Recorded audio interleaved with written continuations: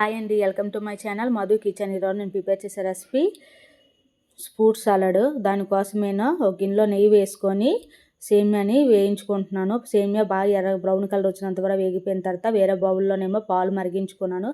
ఆ పాలు సేమియాలో వేసుకొని బాగా కలుపుకోవాలి. సేమియా కొంచెం మెత్తగైనంత వరకు కలుపుకున్న తర్వాత కండెన్సర్ పౌడర్ ఉంది కదా, ఆ పౌడర్నేమో కలుపుకొని వీడియోలో చూపించినట్టుగా కొంచెం మిల్క్ ఉంచుకొని ఆ పౌడర్ ఏమో ఆ పాల్లో కలుపుకొని బాగా సేమియాలో వేసేసి కలుపుకోవాలండి, ఉండలు కట్టకుండా. ఇదేంటంటే త్వరగా ఉండలు కట్టేస్తుంది.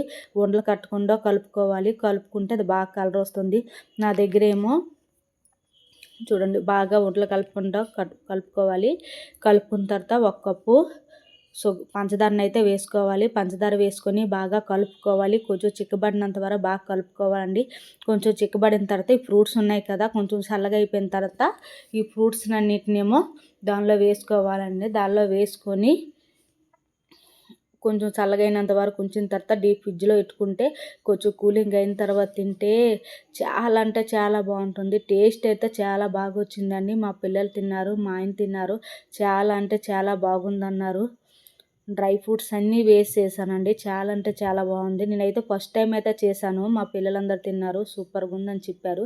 మీ ఇంట్లో మీరు ఒకసారి ఇలా ప్రిపేర్ చేసి మీ పిల్లలు కానీ మీ పెద్దవాళ్ళు కానీ చాలా అంటే చాలా బాగా తింటారండి. మా ఇంట్లో వాళ్ళైతే అందరూ చాలా బాగా తిన్నారు. మీరు ఒకసారి ఇలా ప్రిపేర్ చేయండి. చేసి మీకు ఎలా అనిపించిందో లైక్ చేసి కామెంట్ చేసి సబ్స్క్రైబ్ చేయండి. మా పెద్దోడైతే కొంచెం దూరంగా ఉన్నాడు. తిను తిను తిను అంటానేమో లేట్ అయిపోయింది. కింద కొంచెం